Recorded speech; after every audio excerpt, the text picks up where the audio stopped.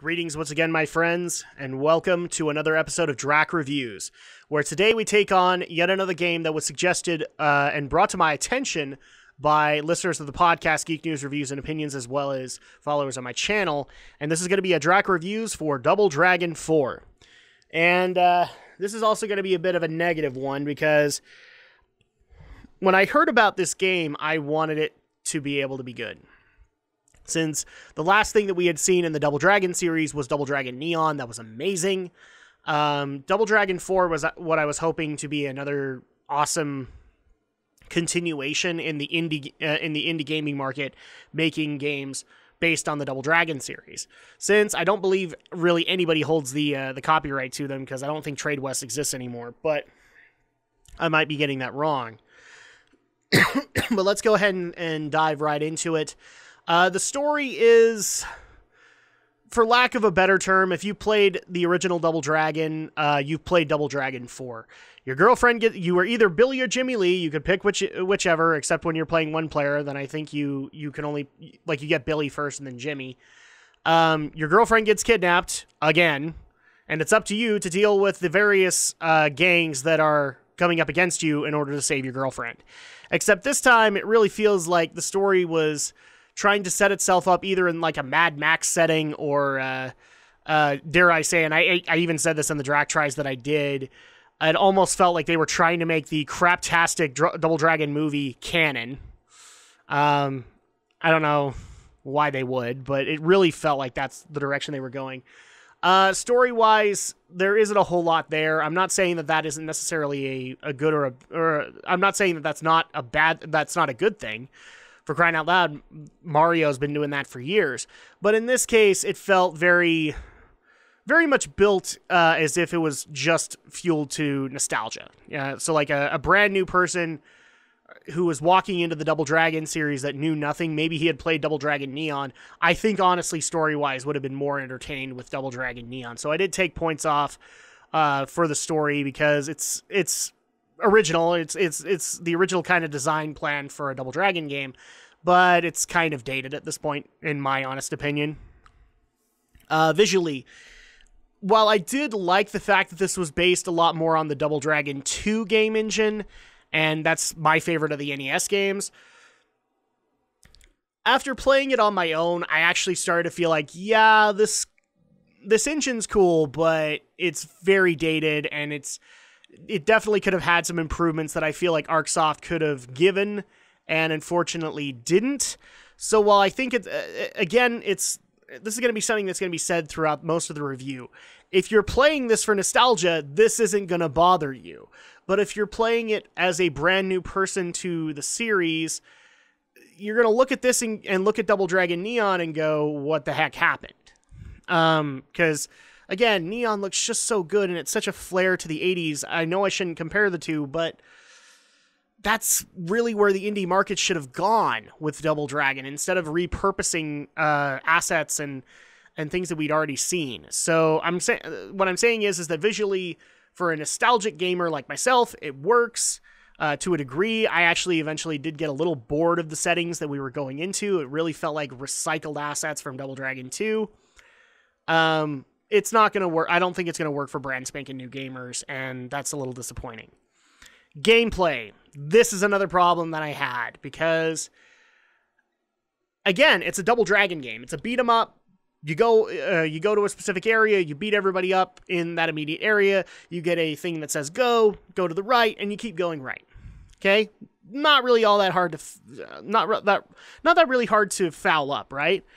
I actually feel like they did, to some extent, because in some cases, as people noticed in my Drac tries, the further I got into it, and granted, each level is supposed to go up in difficulty, I actually feel like it wasn't a slight step up in difficulty, it went up hardcore in difficulty, almost to the point where it feels like they literally built the levels with two people in mind. So if somebody was just going to play this one player, they were doomed from the start, because you really needed to have that second player.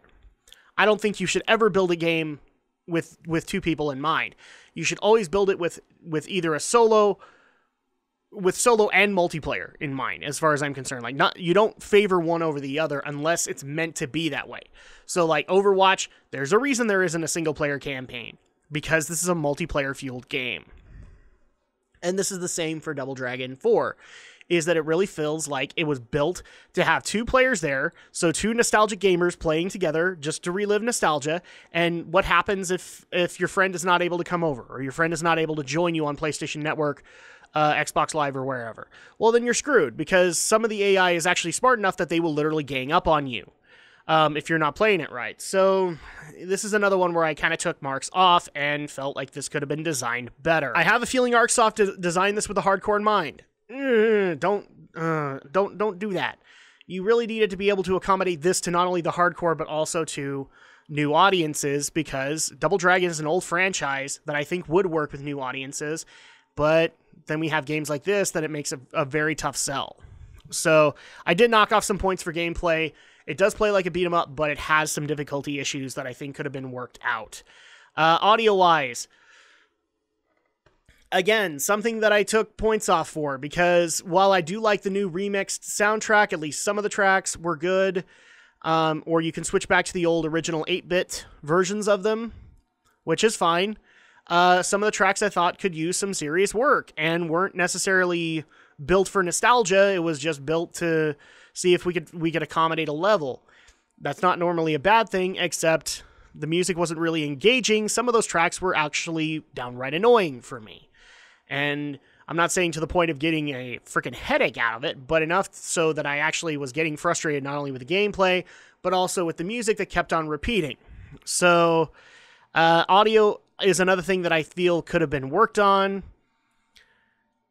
I also would have liked to have seen them like try to integrate some 8-bit kind of voiceover work. I don't know how, or voice work. I don't know how you would have done that, but it just feels like that could have benefited. Like we could have had the like we did in Golden Axe, and that would have been actually a cool addition to Double Dragon 4, and it wasn't. But given what we had there are some good tracks. There's also some bad tracks, and that could have been improved upon. Replay value and presentation. Well, again, if you're a nostalgic gamer, there's replay value, because you know what you're walking into. You're playing the same game over and over and over again. You're playing it with friends. You're having a good time. You're enjoying yourself. For new gamers, there really isn't any, because as people actually noticed in my drag tries, I literally nuked through half the game in that time. And guys, that wasn't even a full hour. I was there for like 35, 40 minutes. Maybe 30 minutes minimum, 40 minutes max. I nuked through half of the game. Half of the levels. There are 12 levels. I nuked through 6 of them. So already I can tell you, if I can nuke through half of this, that tells me that the next half is probably half hour, 45 minutes. That's not a whole lot of time.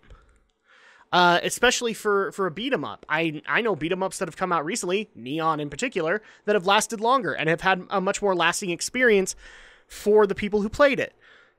So again, nostalgia gamers, you have it. New players, I don't see replay value for you. In fact, I think you're going to get mad, because I really do feel like this is going to be too short for its price point. So it's just not worth it to the new players. It's going to be there for the nostalgia gamers, but they needed to bring in new people. Presentation, does it come together to form a cohesive product that you can be able to talk about for the ages? Again, if you're a nostalgic gamer, this is what it is. It's Double Dragon. It's not anything else. It doesn't try to be anything else. It doesn't try to add to the formula. In fact, it just tries to needlessly repeat the formula while building on nostalgia. And for new players, the presentation just isn't going to be there, I don't think, for them. I would honestly, to a brand new player of the Double Dragon series, I would recommend Double Dragon Neon over this. Kind of like all the other Double Dragon knockoffs that have come out either before or after Neon. I would always recommend Neon. Neon is a much more enjoyable experience, and that's unfortunately where things fall here. If you're nostalgic, you're not going to have a problem, because this is what you're expecting. If you're a brand new player, it's not worth the price point. And so that actually rounds things up to my final score of 5 out of 10. It is an average game overall, because it tries too hard to feed on the nostalgia market instead of trying to bring new people in. And I always want to try and bring in new people to experience a franchise that I think they would enjoy. And Double Dragon 4 doesn't do that. In fact, I've seen a lot of people have more grisly complaints of this than anything else. I even saw a guy take this on and he was not a fan of the series and he ripped it a new one. And you know what? To a brand new player, that makes sense. So unfortunately, I'm giving it an average rating of 5 out of 10. I could honestly recommend another Double Dragon game, Neon in particular. I also don't recommend this game based off of its price point. If I remember correctly, it was like $15 when I got it. This is easily a $5 game, and it shouldn't have been $15. So that's going to go ahead and do it for my review of Double Dragon 4. It's average. It's there for nostalgic gamers. It's not there for the rest of the market, and that's the sad thing. And that's going to go ahead and do it for my review of Double Dragon 4. Thank you guys so much for joining me on this.